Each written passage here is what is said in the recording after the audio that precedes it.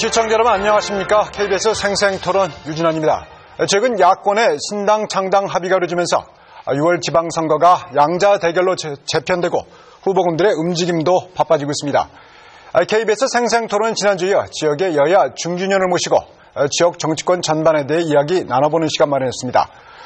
오늘은 이완구 의원을 모시고 함께 이야기 나눠보도록 하겠습니다. 이 자리에 새누리당 이완구 의원 나오셨습니다. 안녕하십니까? 네, 조찬래 충남대 정치외교학과 교수 자리 함께해 주셨습니다. 네, 안녕하세요. 네, 의원님, 지난해 4월 부여청양 재보선이었죠? 네, 그렇습니다. 네, 15대 16대 그리고 19대 3선이신데요. 네. 중간에 충남지사도 하시고 건강상의 문제도 좀 있으셨고, 네. 9년 만에 다시 이제 국회로 돌아오셨습니다. 네, 그렇게 됐네요. 그동안 국회가 좀 많이 달라져 있던가요? 어떻습니까? 많이 달라졌습니다. 그때 15대 제가 96년도 처음에 국회 입성했을 때는 낮에 국회의사당에서 여야 간에 충돌을 할 때 좀 충돌하더라도 저녁에는 의원들 상호간에 또 여당 여당 간에 이렇게 좀 밥도 같이 먹고 소주도 한잔하고 이렇게 했었는데 이번에 돌아보니까 아주 살벌해요. 마치 무슨 적군을 보는 듯한 그런 기분으로 서로 잘 말도 안 하고 같이 밥을 먹는다는 건 거의 상상도 못할 정도로 아주 그 분위기가 좀 딱딱합니다. 아주 그래서 왜 이렇게 됐나 하는 그런 생각이 좀 들어요. 예, 참 이렇게 돼서는 안 되는데 여야 간에 정책이 다른 걸 놓고 싸울 때 싸우더라도 인간적으로는 서로 이렇게 대화하고 소통하고 서로 좀 정이 있어야 되는데 그런 게 좀 아쉬운 생각이 좀 듭니다. 네. 네, 우리 이완구 의원님 네. 이렇게 오래간만에 뵙겠습니다. 반갑습니다. 네, 건강한 모습 참 반갑습니다. 예. 박근혜 정부가 출범한 지도 한 1년이 벌써 지났습니다. 네. 지난 1년을 우리가 어떻게 평가하십니까? 잘한 점도 있고 못한 점도 있다고 이렇게 보는데요. 한 가지씩 잘한 점과 못한 점 이렇게 한 가지씩 꼽아주십시오. 글쎄, 1년 정도 됐는데, 그걸 잘한 거 못한 거를 이렇게 나누기가 참 애매하고 한데, 또 1년 만에 어떤 평가를 내린다는 것도 사실 물리적으로 좀, 어려운 점이 있어요.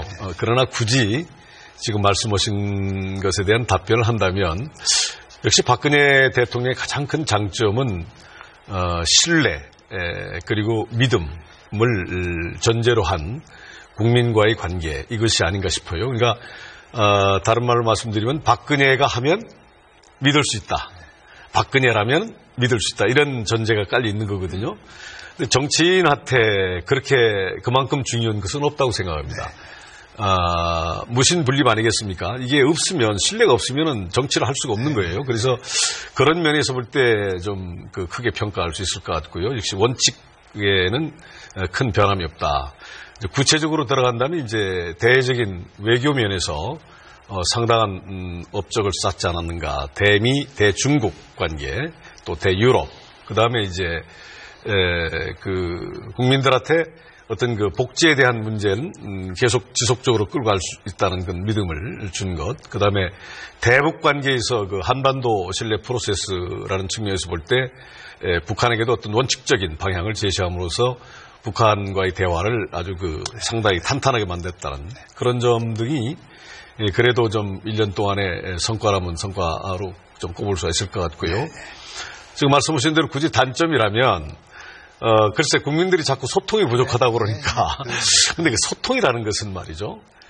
대통령이 소통할 수 있는 방법이 좀 제한적이에요. 왜냐하면 국민들과 일일이 다 만날 수도 없고 이제 신문을 통해서 본다거나 또는 국회 관계를 통해서 본다거나 또는 각계각층의 어떤 어떤 오피니언 리더들과 만나서 얘기를 한다든가 이제 그런 게 소통의 방법인데 아무튼 방법론을 좀 구체적으로 대통령께서 고민을 좀 하셔야 될 것 같아요. 네. 국민들이 그렇게 느끼고 있다니까. 네, 그런 정도가 되지 않을까 싶습니다. 네, 고맙습니다. 네, 의원님, 여당인 새누리당에 지난 1년 반 좀 어떻게 보시는지. 저희 기억에는 일단 대립을 계속해왔다, 여야가. 그런 이미지가 좀 남아있거든요. 여야 간의 관계를 말씀하신 겁니까? 네네네. 아까 모두에 말씀드린 대로 역시 15대, 16대 제가 의정 활동을 할 때보다는, 대단히 좀 경직돼 있다. 국회 분위기 자체도 경직돼 있고, 그건 말씀 여야 간에 좀 경직돼 있는 거예요. 대화의 채널도 상당히 경직돼 있고, 의원들 개개인도 상당히 좀 다른 것 같아요. 역시 그 새로운 세대가 국회에 들어와서 그런지 굉장히 좀 이렇게 뭐 도식적으로 보인다고 할까요? yes 아니면 no라고 하는 진영 논리랄까요? 뭐 그런 어떤 옛날에 그런 건 없었거든요. 서로 어떤 큰 틀 속에서 동지적 관계, 큰 틀 속에서 우리는 하나다.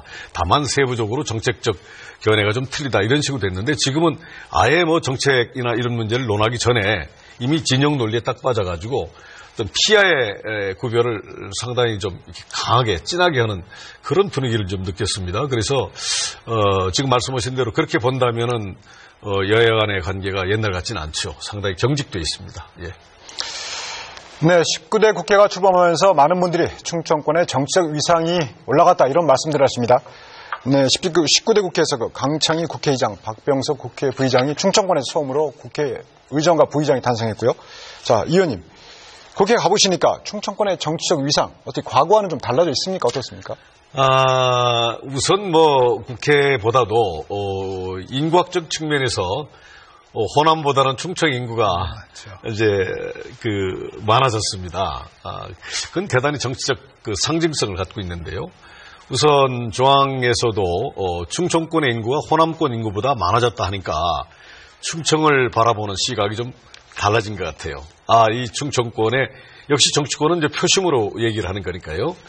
그래서 충청권에 대한 인식을 새롭게 하는 것 같아서 대단히 좀 새로운 생각이 이 감회가 좀 새롭습니다. 그런 생각이 들고 두 번째는 충청권 인사들이 지금 국정에 참여하는 게 아까 말씀하신 대로 국회의장, 부의장을 충청권 인사들이 지금 맡고 있기 때문에 비교적 좀 소외감을 좀 덜 느끼고 있는 편이죠.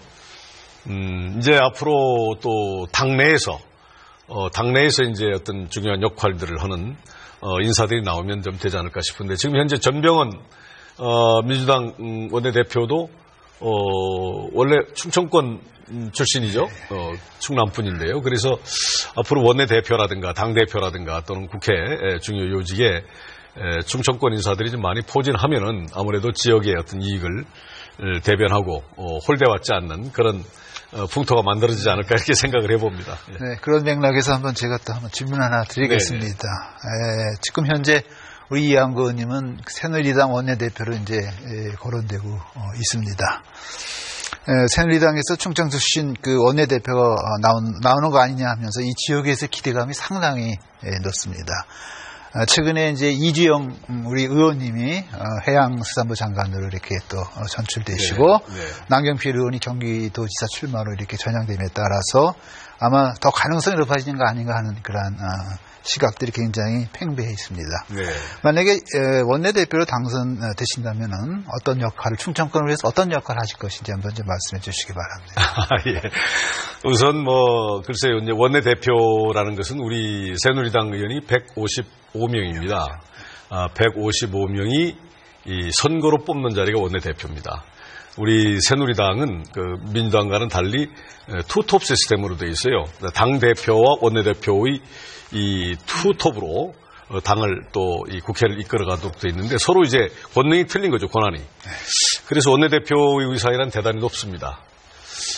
다만 이 원내대표 선거가 5월 초에 있기 때문에 아직 좀 시간이 남아 있습니다만은 지금까지 조금 전에 교수님께서 말씀하신 그런 분들이 출마 의사를 갖고 있었는데 이제 장관으로 내정이 됐고 또 지사로 이제 출마를 하게 되기 때문에 다소 조금 저희 입장에서 좀 편한 느낌은 들지만 그것도 역시 선거는 선거이기 때문에 끝까지 방심하지 않고 잘 준비해서 좋은 소식을 우리 고향 어르신들께 좀 전해드려야 되겠다는 생각을 갖고 있습니다. 다만 원내대표의 권능 중에서 중요한 것은 역시 국회를 정상화시키는 것. 그리고 지금 저희들이 집권당이기 때문에 대통령께서 추구하는 국정의 방향, 국정의 철학을 국회 차원에서 법률적으로 뒷받침하는 것. 그런 것이 대단히 중요하죠. 반면에 또 대통령을 입법적으로 뒷받침해드리는 것은 물론이지만 또 한편으로는 또 정부와의 건강한 긴장관계, 정부가 잘하나 못하나를 아무리 같은 집권당이라 하더라도 정부를 견제하고 건강하게 이 긴장관계를 만드는 것 또한 대단히 중요하다고 생각이 됩니다. 정부의 일방적인 뭐 거수기 노릇을 한다든가 뭐 이러면 국민들이 역시 준엄한 심판하겠죠. 또 의원들도 굉장히 그런 문제에 대해서는 기피한다고 그럴까 생각을 굉장히 많이 하고 있습니다. 그래서 그런 문제. 동시에 또 야당과의 관계를 대화 타협을 통해서 국정 전반에 걸친 어떤 생산적인 국회를 만드는 역할, 그것도 대단히 중요합니다. 그동안에 우리 국회가 국민들이 바라는 그런 측면에서 볼 때 대단히 좀 싸우는 국회, 또 허송세월하는 국회, 뭐 이런 오명이 붙어 있기 때문에 굉장히 조심스러운데요. 혹시 원내대표에 된다면 야당과의 관계도 좀 생산적으로 정말로 대화 타협을 통한 민주주의가 제대로 구현되는 그런 국회의 이 의상을 좀 만들어 보고 싶습니다. 네, 고맙습니다. 네, 말씀하시기에 원내대표가 다음 5월에 선출된 5월 14일까지가 임기니까요. 자, 그러면 이번 원내대표가 만약에 되신다면 지방선거를 비대위 체제에서 총괄하게 될 것이다라는 그런 전망도 나오고 있거든요. 네. 저희 당 전당대회가 7월 14일 날로 연기됐기 때문에 당대표를 7월 14일 날 선출하게 됩니다. 5월에 임기가 마감이 되죠. 그렇습니다. 전 당대표가. 예, 네. 그렇지만 그러니까 6.4 지방선거 때문에 5월에 만기되는 당대표를 7월 달에 뽑는 거죠. 따라서 당대표 없는 6.4 지방선거를 치러야 되기 때문에 원내대표가 사실상 이번 지방선거에 새누리당의 사령탑이 되는 겁니다. 원내대표가 지휘봉을 잡고 제가 혹시 원내대표가 된다면 제가 아마 이번 6.4 지방선거를 총지휘를 해야 되지 않을까 하는 그런 생각을 해보는 거죠. 그건 원내대표가 된다면 그렇다는 얘기입니다. 네, 성급하긴 하지만 공도 있을 수 있지만 나중에 책임도 따를 수 있겠습니다. 그 생각하면 밤잠이 안 오죠. 뭐 충청권은 물론이고 전국적인 6.4 지방선거를 치러야 되기 때문에 사실 지금 말씀대로 잘 되면은 좋겠지만은 또 실패했을 경우는 상당히 부담으로 돌아올 수도 있죠. 예. 네, 최근 전국에 바람이 불고 있습니다. 네. 민주당과 안철신당이 새정치연합을 창당하겠다고 이렇게 합의하면서요. 자, 그러면서 지방선거의 판세 자체가, 구조 자체가 바뀌어버렸습니다. 자, 야권의 신당 창당, 네, 어떻게 보고 계십니까? 글쎄, 이거는 대단히 심각하게 좀 따져봐야 되겠는데요. 우선 안철수 의원하고 김무성 의원하고 저하고 작년 4.24 보궐선거에서 당선돼서 국회에서 3자 회동이 있었습니다. 그 당시에 제가 안철수 의원에게 느꼈던 것은 상당히 순수하다. 아직도 때가 묻지 않았다. 그리고 비전과 꿈을 갖고 있는 정치인이구나. 젊은 분이지만 이런 생각을 했습니다. 그래서 굉장히 좋은 생각을 갖고 그런 좋은 이미지를 제가 간직하고 있었는데 이번에 한 달 전만 하더라도 야권 내에서 민주당과의 이 연대는 없다. 또 합당도 없다. 그것은 야합이다. 절대로 그런 일은 없을 것이다라고 국민들에게 공언을 했어요. 그런데 며칠 전에 새누리당이 선거, 기초의원, 기초단체장의 공천제 폐지를 약속을 지키지 않았다는 것을 명분으로 해서 민주당과 합당을 선언해버렸거든요. 물론 어제 뉴스를 보니까 국민들이 대단히 죄송합니다라고 이제 사과는 했지만 그 사과할 문제가 아니고 자기 정치적던 소신과 철학을 바꾼 거거든요. 이게 바로 국민들이 제일 싫어하는 이 정치인들이 말바꾸기인데 어떤 이유가 있었는지 충분한 설명도 없이 갑자기 이 민주당과의 이 합당 선언은 더군다나 당내에서 충분한 민주주의 어떤 절차에 의한 협의를 거치지 않은 상태로 전격적으로 혼자의 결단으로 당대당 통합을 결정한 것은 저는 공직생활 지금 한 40년 했습니다만은 어떤 이유로도 국민에게 이게 설득이 될 수 있을까? 우선 그런 문제부터 좀 짚고 싶고요. 두 번째는 안철수 의원이 워낙 순수한 분이기 때문에 민주당과 합당이 됐다 하더라도 그 합당 과정에서 지금 5대5 지분으로 당직을 맡겠다는 거거든요. 또는 이제 아마 지방선거 후보 문제도 그 연장선상에서 논의가 돼야 될 텐데 이것이 제대로 되겠느냐. 기존 정치인들과의 이제 싸움이 시작될 겁니다. 그때 안철수 의원이 견딜 수 있겠는가 그런 좀 걱정도 들고요. 뭐 그런 과정에서 상당히 이제 이렇게 많이 시달리다 보면은 그 신선했던 아주 백색에 참신했던 안철수 의원의 그 이미지, 좋은 이미지가 국민들에게 많이 좀 이렇게 깎이지 않을까 하는 그런 걱정이 됩니다. 물론 우리나라의 기성 정치권이 워낙 국민들에게 욕을 많이 먹고 있기 때문에 어떤 면에서는 안철수 의원 같은 그런 참신한 어떤 이미지를 국민들에게 주는 분들도 필요하다고 저는 평소에 생각해 왔습니다. 그러나 그것이 현실 정치 앞에 무참히 합당이라는 형태로 나오다 보니까 저 자신도 아주 당혹스럽고 어떻게 이 문제를 풀어가야 될지 좀 걱정이 됩니다. 네, 일단은 그 합당 선언 이후에 네. 여론조사를 보면 합당의 그 결과가 일단은 긍정적인 그 결과가 나오고 있습니다. 여론조사를 보면은 그 안철수 신당과 민주당의 지지를 합친 것보다 높은 지지율이 좀 나오고 있거든요. 일단은 자 이런 상황에서 그 지방선거에 영향을 미칠 수밖에 없는 상황인데요. 여론조사 결과가 합당을 잘했다, 합당이 잘못됐다는 게 반반으로 나왔죠. 일단 여론조사 자체는. 그런데 제가 예견컨대는 그 이른바 이제 컨벤션 효과라고 그러는데 그 합당의 효과가 이제 그렇게 나타날 것이다. 근데 이제 우리 새누리당도 광역단체장 후보를 이제 결정을 해가지고 앞으로 이제 내놓지 않겠습니까? 또 이제 경선을 아마 할 겁니다. 서울시장이라든가 경기 각 광역단체장을 놓고. 그러면 저희 당도 이제 컨벤션 효과가 있겠죠. 그러면 상당히 저희들도 이 국민들로부터의 어떤 득표를 얻을 것이다라는 전망을 해보기도 하고요. 또 한편으로는 이제 합당이 민주당과 안철수 의원이 됐지만 아까 말씀드린 대로 이제 지분 관계에서의 어떤 다툼이라든가 또는 여러 가지 불협화음이 있을 수밖에 없습니다. 정치란 원래 시끄러운 거니까. 그렇게 됐을 때 또 실망스러운 면이 이제 이 득표에 이 폴에 그 여론조사에 반영이 된다면은 앞으로 적어도 한 달 정도는 가봐야 조금 제대로 된 여론조사 결과가 나오지 않을까 뭐 이렇게 생각해 봅니다. 네, 하여간 어떻든 간에 우리 그 민주당과 새정치연합이 합당을 함으로써 새누리당이 긴장할 수밖에 없는 지금 국면이 된 건 사실입니다. 그렇습니다. 그래서 지금 제가 보기엔 새누리당도 선거 전략을 전면적으로 재검토해야 될 그러한 시점이 아닌가 생각이 듭니다. 이번 6.4 지방선거에서 새누리당의 선거 전략에 대해서 좀 말씀 좀 해주시기 바랍니다. 지금 말씀하신 대로 이제 원래 안철수 당이 있었다면 이제 3자 구도화에서 사실 저희가 좀 쉬운 구도 속에서 선거를 치를 수가 있었는데 이제 양자 구도로 가니까 기본적으로 뭐 유리할 건 없죠. 3자 구도보다 양자 구도가 유리할 건 없습니다. 일단 뭐 그렇다고 뭐 불리하다고 생각은 않습니다. 어차피 선거는 51대 49니까요. 그렇죠. 예, 그러니까 뭐 크게 불리할 건 없는데 그리고 아까 말씀드린 대로 이제 그게 물리적으로는 합당이 됐는지 모르지만 화학적으로 이게 정말로 깊이 미세한 부분까지 합당의 어떤 그게 되겠느냐 하는 그런 또 측면이 있기 때문에 저는 뭐 그렇게 비관적으로 보지는 않습니다. 다만 이제 저희 당의 이 선거 전략은 우선 그 중량감 있고 어떤 정책 경험이 있고 국정의 경험이 있었던 중진들을 이제 후보로 많이 내보냅니다. 그런데 김황식 총리, 정몽준, 7선의 정몽준 의원이 서울시장으로 나간다든가 또 5선의 남경필 의원이 나간다든가 또 4선과 장관 2번을 지낸 유정복 그 장관이 인천시장으로 나간다든가 또 원희룡 전 의원이 제주시장으로 나간다든가 뭐 이렇게 상당히 중량감 있는 그래도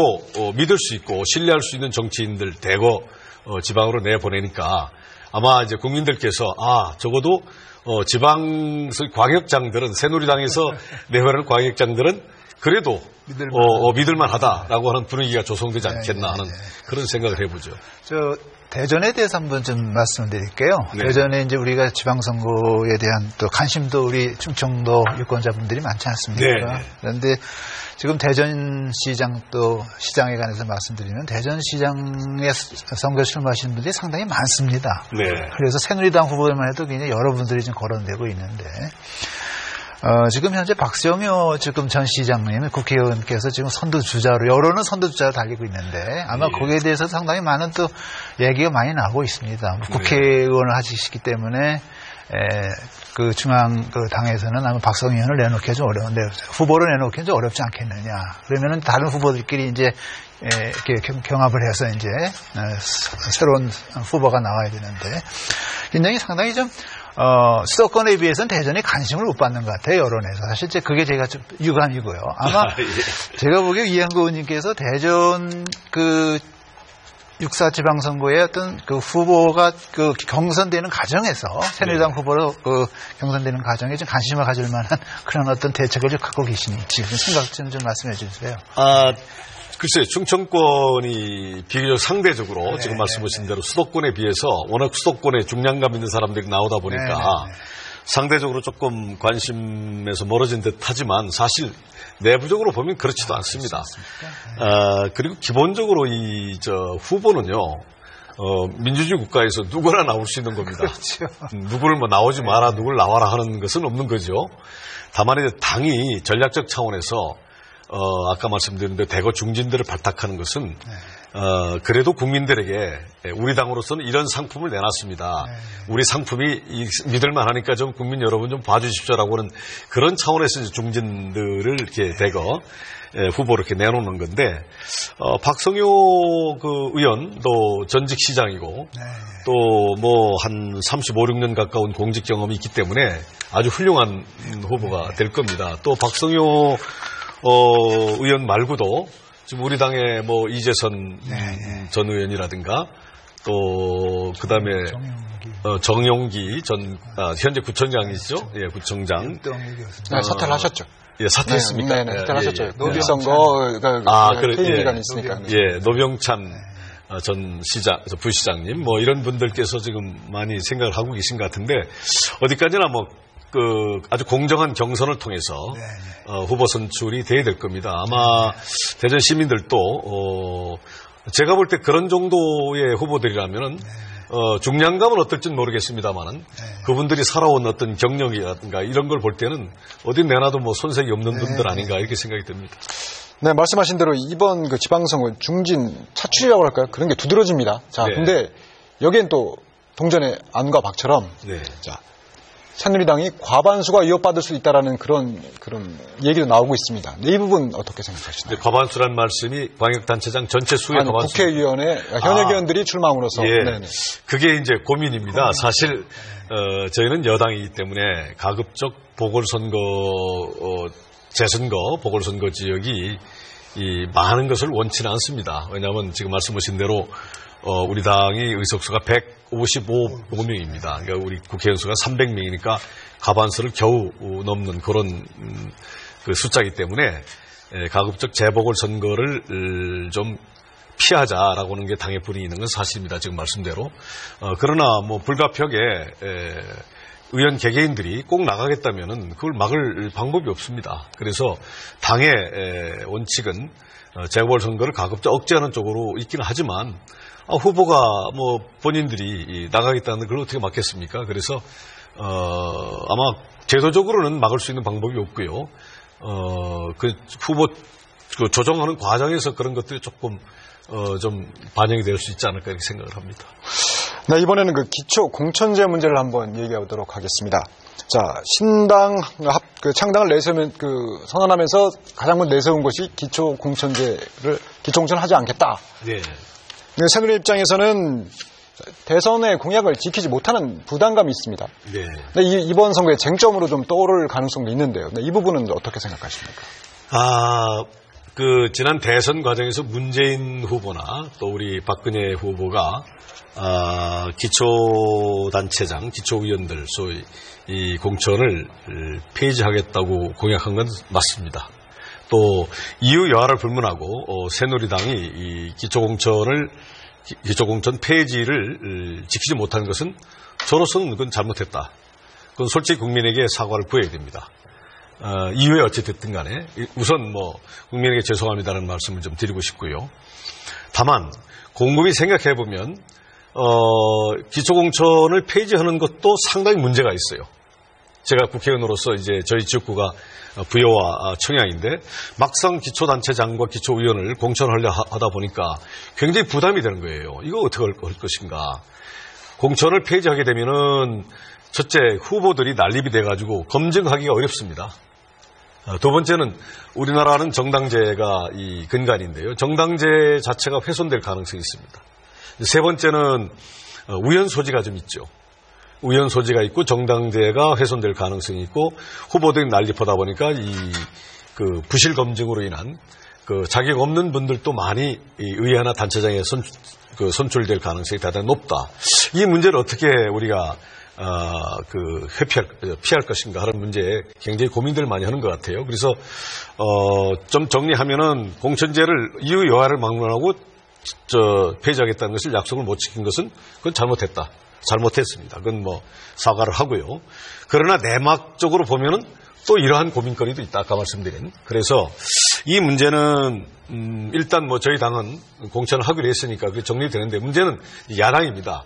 야당도 아마 제가 얘기한컨대는 내천이라는 형태를 통해서 사실상 이게 좀 가지치기를 해가지고 공천이라고는 제도적으로 이 공천을 하지는 안 하지만 내천 형식으로 해서 저 민주당이 도와준다 이런 뭐 사인 아닌 사인을 줌으로써 어떻게 이게 되지 않을까 제 경험칙상 그렇게 생각이 됩니다. 그래서 아무튼 이 문제는 이번 선거는 이렇게 지나가더라도 선거 끝나자마자 이 문제는 좀 제도적으로 심도 있게 논의가 좀 더 활발하게 돼야 될 것으로 생각이 되네요.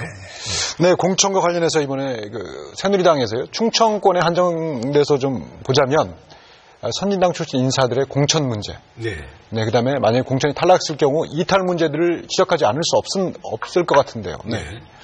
기본적으로 뭐 이 선진당과 한나라당이 당대당 통합이 됐기 때문에 원론적으로 볼 때는 뭐 분명히 5대5 동등하게 두 당의 그 권한이라든가 입장, 지분을 인정해줘야 된다고 생각됩니다. 다만 그러한 과정에서 선진당 그 광역의원, 기초의원 숫자가 좀 많았죠.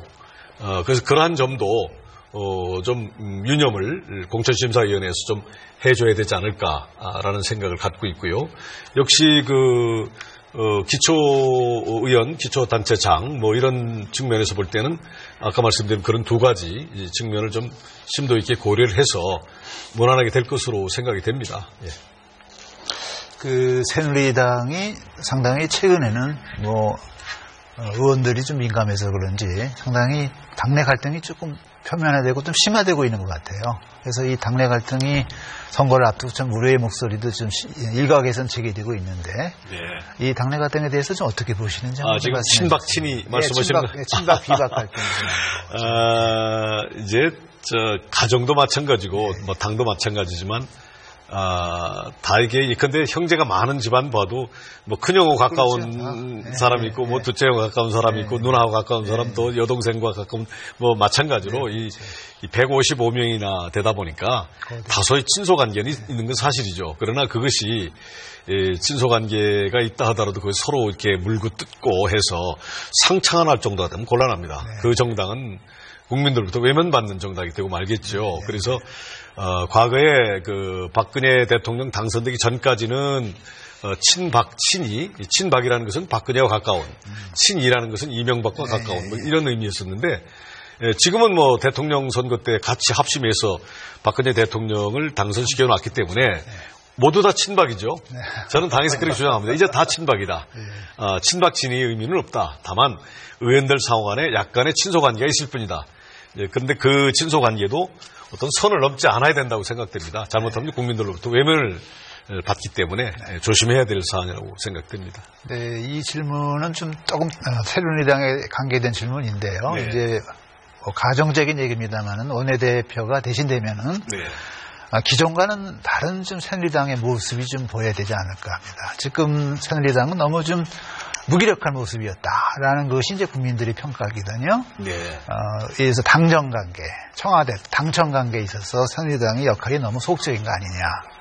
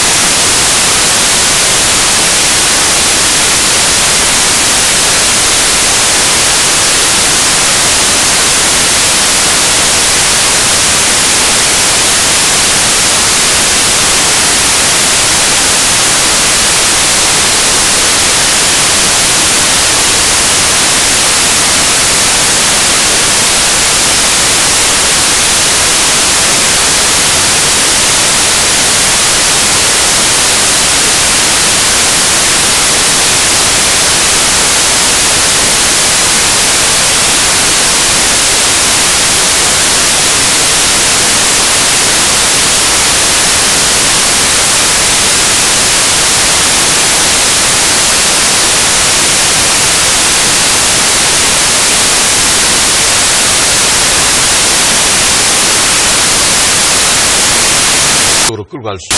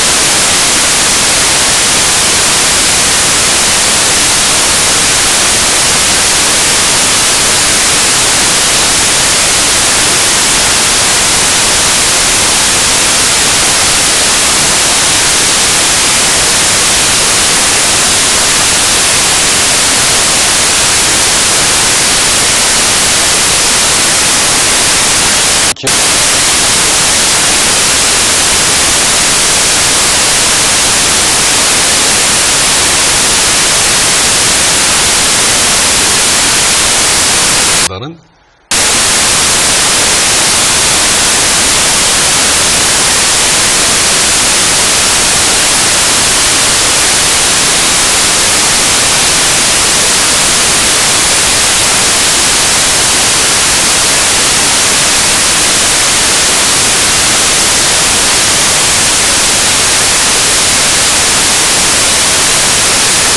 볼까요?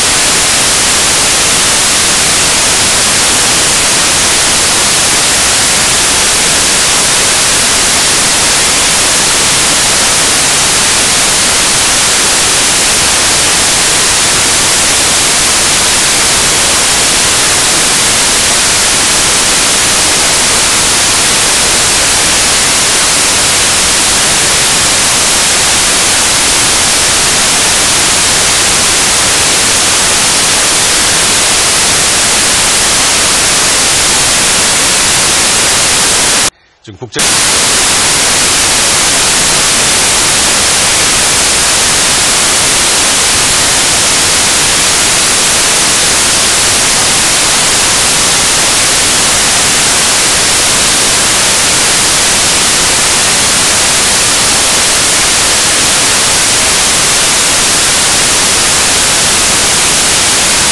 원래 충청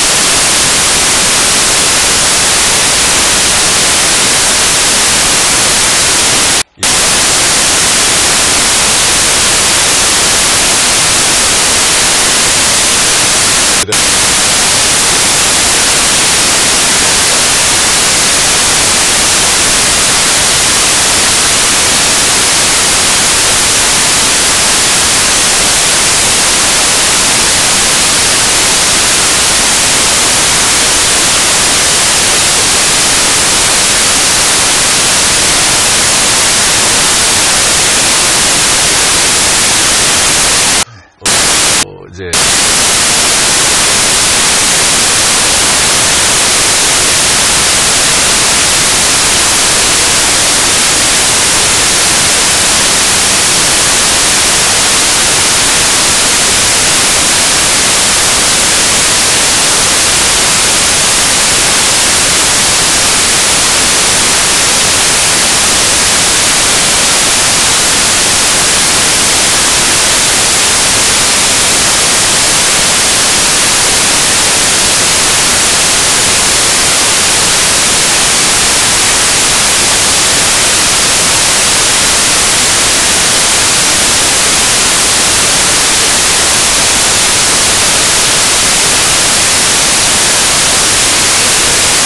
건강한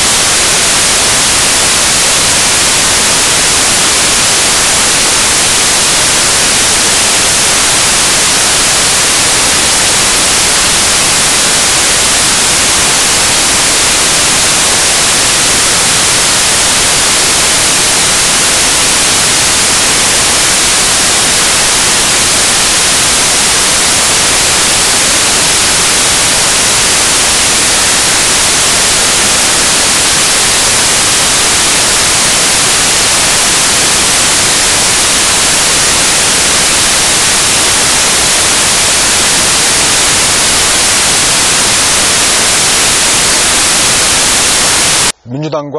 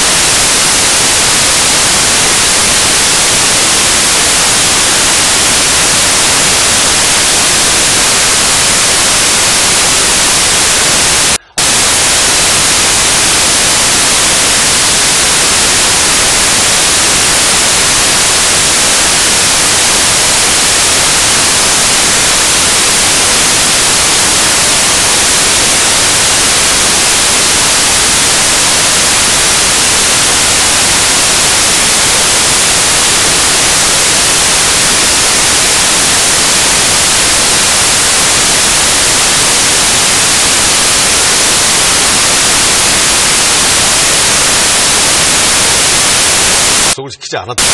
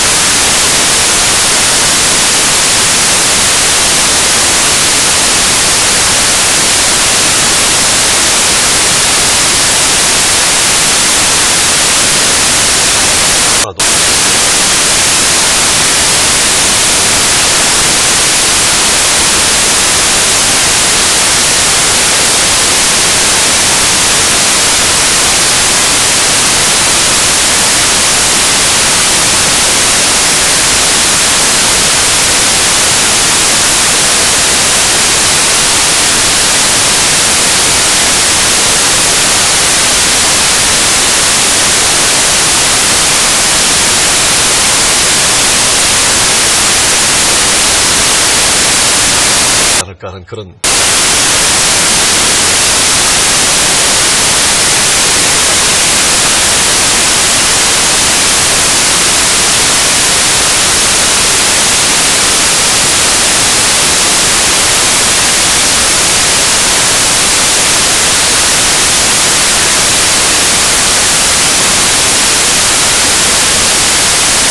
어떻게 이